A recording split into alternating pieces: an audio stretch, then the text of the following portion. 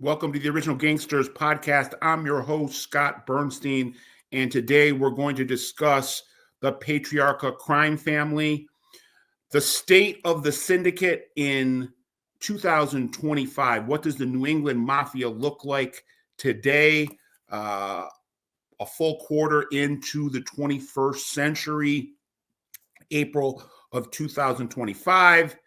Patriarca clan, who's got the power?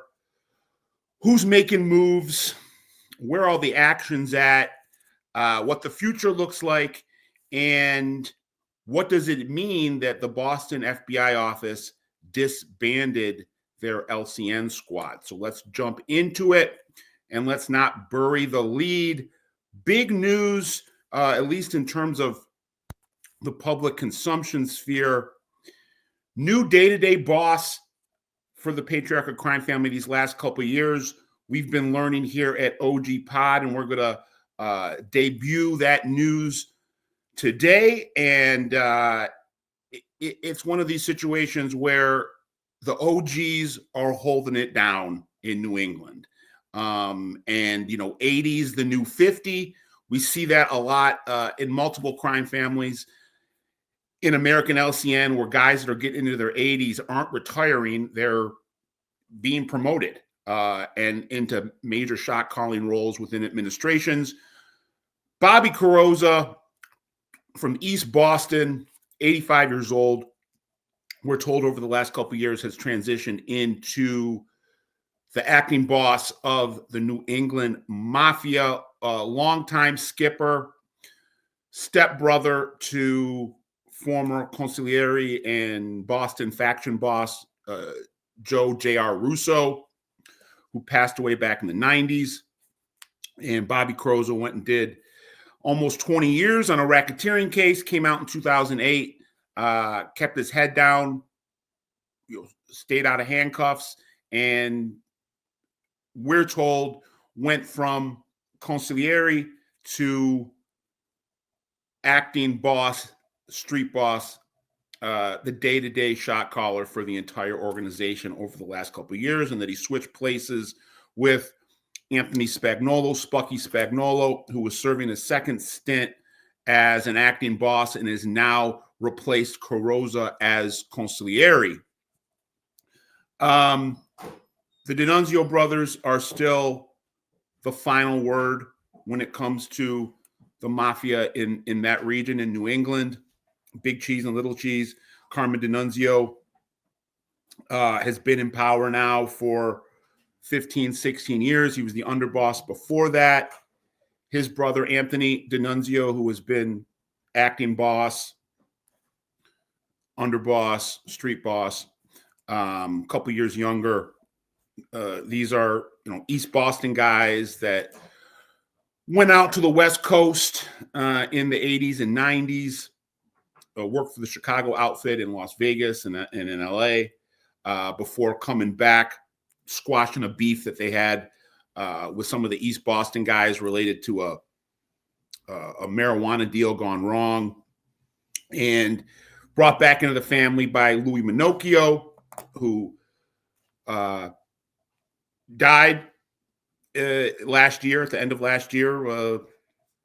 One of the true legends of New England underworld history, a guy that was just tough to bring down, whether you're talking about the feds or you're talking about Father Time. Lasted into his 90s, didn't do a lot of prison time for the amount of dirt he was doing in his career. But Louis has passed away, and he hadn't been boss for a while anyway. He was in retirement. But Carmen D'Annunzio and Anthony D'Annunzio are still the caretakers overall of the Patriarca organization. But Bobby Cosa and the East Boston contingent has it on a day-to-day basis. Underboss is over in Providence. Good-looking Matty Guglielmetti, another guy that's, the definition of an OG. In his second stint as underboss, he was underboss, and then he stepped away to deal with some health concerns, gave it up to little Eddie Lato in Providence. Little Eddie had it for a couple years. He passed away, and we're told that Maddie has taken it back, and that Maddie and Bobby Cosa are, and the guys that are the top flight of administration getting the okay from the D'Annunzios have been injecting this crime family with new blood over the last handful of years. A lot of making ceremonies in multiple states, Massachusetts, Rhode Island, possibly Connecticut. We'll get into the Connecticut faction in a second or a couple minutes. But I know that the narrative that's out there, because of the news a couple months ago that the Boston FBI had got rid of their LCN crew, and they do not have one particular team or squad of investigators working LCN in the North End and other areas like they have for over a half century, well over a half century. That the threat is been eliminated, or the crime family has dissolved, or that there is no more mob in New England. And I'm here to tell everybody that's not true. As we've been discussing a lot on these videos and talking about modern day LCN in the 2020s and even in the 2010s, it's evolved and it's changing and it's different than it was. And in terms of violence and murder and real high profile outlandish behavior, a lot of that has been eliminated to the benefit of all these groups, where guys aren't being killed, bodies aren't being left in the streets.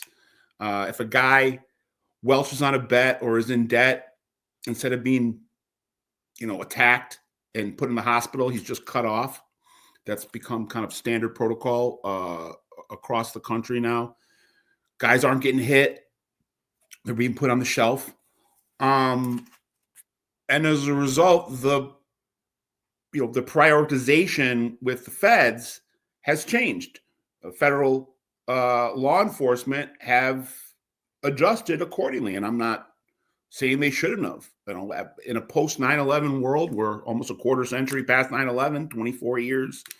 Foreign terrorism, domestic terrorism has become a much bigger threat.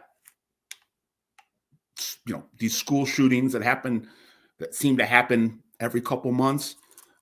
These are more pressing issues for the federal government to try to combat than a bunch of guys that are doing organized crime, but doing it in comparison to the past, it's considerably more benign. But I would still say that these groups, and if we're using New England LCN as an example, they're still formidable. They still hold a lot of power. Again, it's just being wielded in different manners. And some of the rackets, a lot of the rackets are going off, coming off the street and getting into the boardroom and into corporate America and into the white collar world. So I think that you should, as people that pay attention to this stuff and follow this stuff, I think we should just be aware of the terrain that we're treading on, and not let the fact that we're not seeing the exact same behavior as we had up until the 21st century make us believe that the Mafia, organized crime, LCN has gone away. And I think Boston is a great,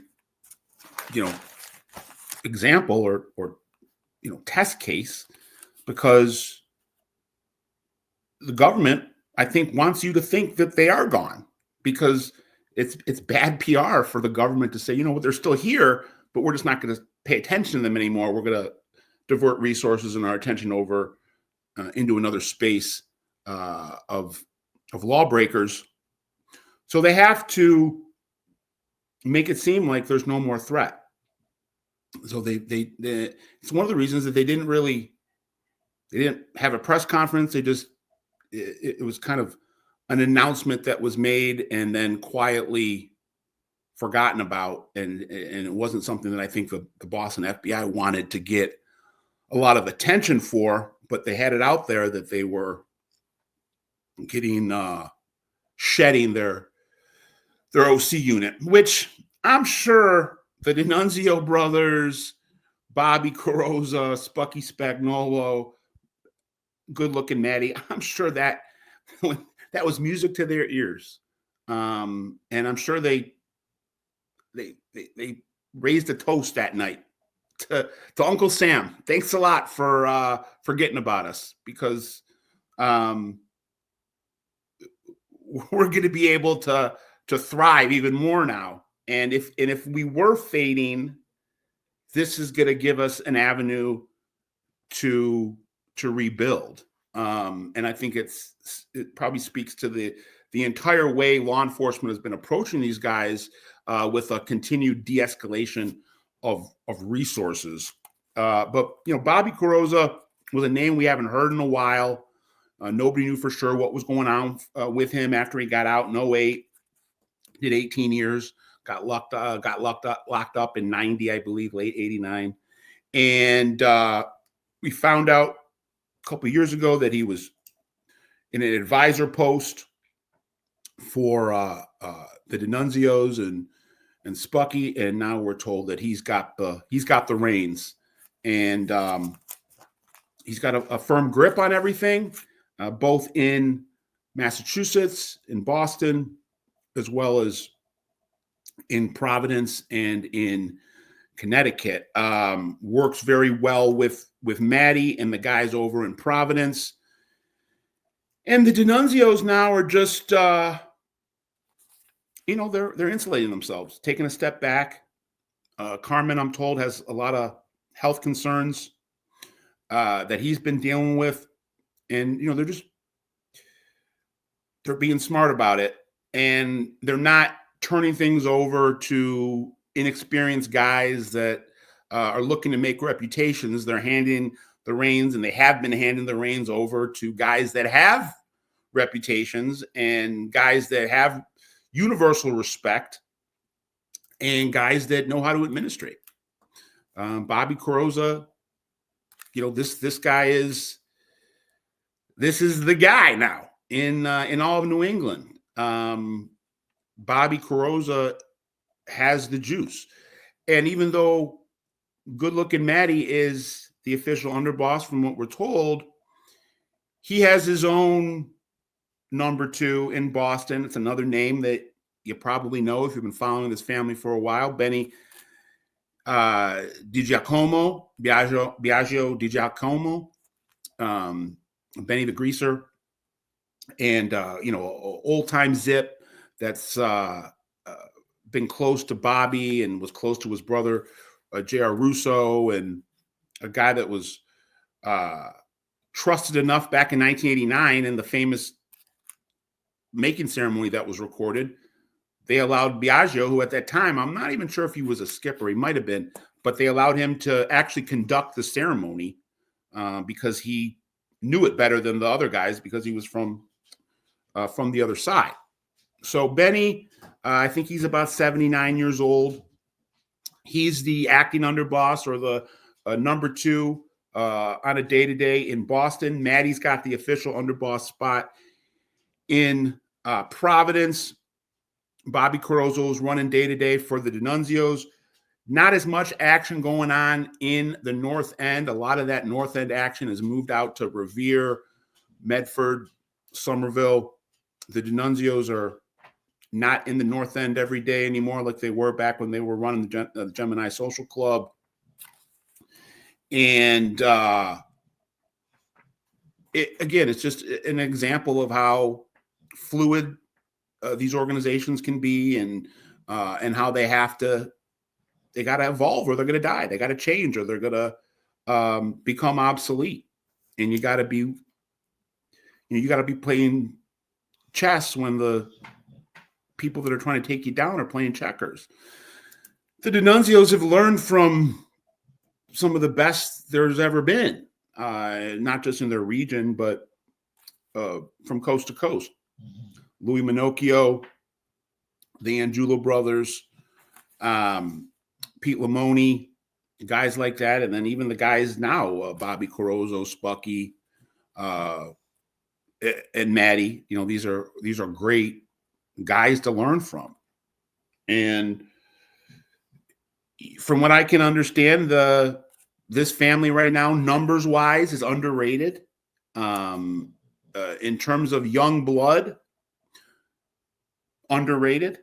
That there has been, we have the OGs that are at the top of the mountain that are captaining the ship, if you will, stewarding the Patriarca crime family in real time. But you also have a group of younger guys, both in Providence and in the Boston area, that are relatively new button guys, let's say in the last 10 years. A lot of these guys are under 60, under 55, and they're being groomed to take over eventually. What that will look like in 10 years from now, who knows? But right now, you got a nice mix of OGs and BGs, savvy, seasoned veterans, and younger guys that are, new age wise guys, guys that can do the rough and tumble rackets on the street, but also guys that are adept at more sophisticated boardroom rackets. So, with Matty, we're talking about Providence, and going back to Matty Guglielmetti, he's had his own health concerns. Doesn't get around as well as he has in the past. I told he walks with a cane now. Still looking good though. Still has a tan and keeps himself dressed to the nines and making sure that his reputation works for him. And he's a guy that is just really beloved and revered across multiple families and multiple spaces within organized crime's been around forever. I think he's 76. And, these guys are invested. They're not, with some exceptions, and we've seen crime families die out because the leaders have, got into power and then ducked because they didn't want to go to prison. So they stopped making guys. And as a result, the family dies out. But in New England, from what I'm told, guys like Matty, guys like the D'Annunzios, Bobby Carozzo, they're invested in this. This has been their whole lives. They've shed blood for this. They've lost friends and family to this. They've fought wars. They've done prison time. And they're not just going to let the organization they did that all for dissipate because there's some narrative out there that says it should.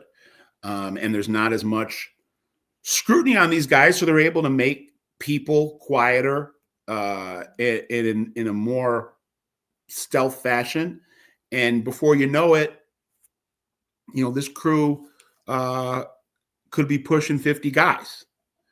And I'm not going to make a definitive statement on that, but I believe there are probably right now anywhere between 40 and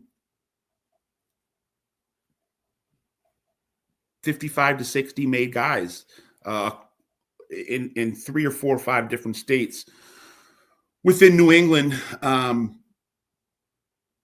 are under the Patriarca crime family banner. I know I think the official count in terms of guys that have been identified is around 30.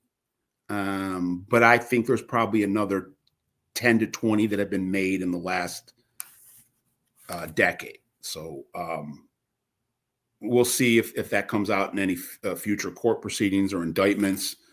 I know Maddie has made a handful of guys around him, younger guys, that he feels confident and feels a lot of trust towards, and guys that he is allowing to do a lot of his business. Maddie's been under the spotlight from both the state government and the feds for the last couple of years. It's been reported in local media out in New England, as well as here at OG Pod and in Gangster Report, that Maddie's been the subject of a narcotics investigation. Rhode Island State Police, FBI, DEA hasn't turned into anything. There's been a lot of scuttlebutt, a lot of rumors, a lot of speculation, some raids, possibly some grand jury testimony, but there has been no indictments. And as of right now, it looks like, Matty G and some of those guys that were being investigated might be on the other side of this. Let's not dismiss the fact that an indictment can come at any time, but people would have predicted when you started to hear this in 2022 that by 25 we would have had arrests, but there hasn't been. But we know that Guglielmetti and some of his guys have been investigated at the center of a pretty major cocaine ring. Money that's being allegedly sent to the islands, to the Caribbean and the Cayman Islands, drugs that were being shipped up to New England and spread across a lot of nightclubs and street corners. But so far, Guglielmetti and his guys have stayed out of handcuffs. Let's talk about Connecticut for a second, or for a moment, or for a couple moments. We've been reporting and talking about Connecticut and how it plays into the Patriarca family for the last year or two, how there was a bit of a dip under Anthony Ascenzia, the Beaver. Even though Beaver was a big money maker, a big earner, had a lot of trust from the admin, but for a number of reasons, the envelopes that were coming from Connecticut had decreased in size, and Maddie, and I'm told Eddie Lato before him, in leadership roles, as well as guys in Boston, wanted to get more, more bang for their buck out of Connecticut, out of New Haven. Mario Grasso is the official crew boss there. His dad was Billy Grasso, the wild man, the wild guy, the sociopathic former underboss, bloodthirsty underboss of the Patriarchas, who was killed in the Providence Boston wars of the late 80s, early 90s.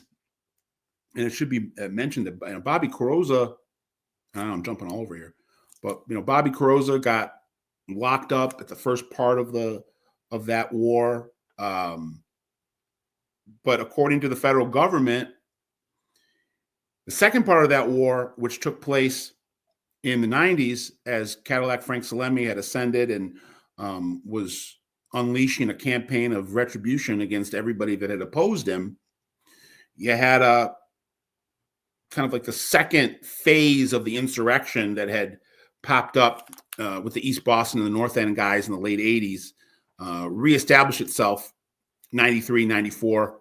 And according to the federal government, Bobby Cosa in prison was commanding that insurrection. So, Bobby's a shrewd guy, and, he understands leadership both at wartime as well as peacetime. So I'm sure that Bobby Cosa has been one of these people. Now that we're finding out that he has stepped into the day-to-day boss role, has been one of these people. And I know this is speculation. I haven't heard this directly, but I would assume that Bobby is one of these guys that's been pushing for more productivity from Connecticut. A lot of that has come to fruition from what we've learned.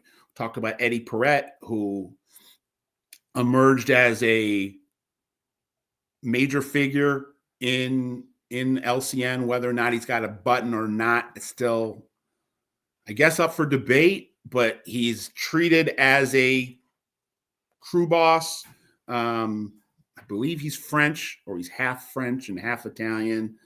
So we're not positive about his maid status, but I do know that, talking about, day-to-day shot calling in Connecticut right now, Mario Grasso is a ghost. He doesn't he keeps his head down, and he's real smart. He's the opposite of his dad, who was out there making a lot of noise. Mario plays it close to the vest. He allows Eddie to be that lightning rod, and Eddie is running the show on a day-to-day basis for the Patriarcas. Works a lot with the Gambinos in New Haven. Johnny Mops, who's a Gambino guy, Johnny LaQuarrie, who goes by the nickname Johnny Mops, is a guy that he's alleged to be kind of partnered up with. A lot of surveillance, law enforcement surveillance, seeing Eddie go back and forth between Connecticut and Providence and Boston. He's been making a lot of moves lately. So that's something to keep an eye on. And then we're hearing that there's been a team up of New England LCN guys in Connecticut with some African-American gangster types, old remnants of the Jungle Boys, which was a big crack cocaine gang in the 80s led by William Outlaw, a.k.a. June Boy. And June Boy's reportedly retired and makes his living mentoring at-risk youths, doing speaking engagements to try to keep people off the streets. There was a Today Show on NBC, the Today Show, the morning show on NBC, did a profile of him about 5-6 years ago. But we're told that a lot of guys that he is close to from his former organized crime group have been working with LCN in Connecticut, both in gambling, loan sharking, and narcotics, and that has helped beef up the tribute that is going to the guys in Providence as well as New England. Again, that's all speculation, but something that we've been hearing. In terms of June Boy himself,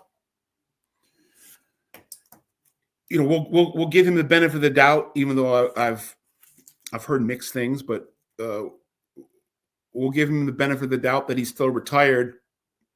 But I will say that if you read some of June Boy's interviews that he did,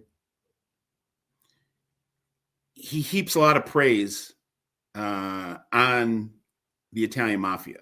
And these were interviews he did with mainstream outlets, talking about how he didn't want to be known as a drug boss, that he wanted to be known more like a mafia don, and how he ran his organization, taking his cues from all the iconic Italian mobsters, and how much respect he had for the local mob guys. So whether or not he's involved, those comments, I guess, kind of make sense, that I'm hearing that some of these old, OG Jungle Boys are teaming up with Italian wise guys to make OC music to be harmonious in their making big bucks together and benefiting from each other. So one of the things that we're hearing, we wanted to pass along, but the big takeaway here is that Bobby Cosa has the mantle of power right now in the Patriarchas. 85 is the new 45. And he's running the show. The D'Annunzios have taken a couple steps back. Maddie Guglielmetti in Providence is the official number 2. Benny DiGiacomo is the acting number 2 and the underboss on a day-to-day basis in Boston. Spucky Spagnuolo has moved back, or has moved from acting boss to consigliere, and is there to advise Bobby Cosa, Benny DiGiacomo, and Maddie Guglielmetti and the D'Annunzios. And then the guys in Connecticut have stepped it up a notch and are moving and grooving, making more money than they had in the past, and getting a lot of respect for that. So that's where we are right now in the Patriarca crime family in 2025. I hope you enjoyed this breakdown. Original Gangsters Podcast, uncovering the underworld, one city, one region, one country at a time. Please like, share, and subscribe. We'll see you next time here at OG Pod. I'm out.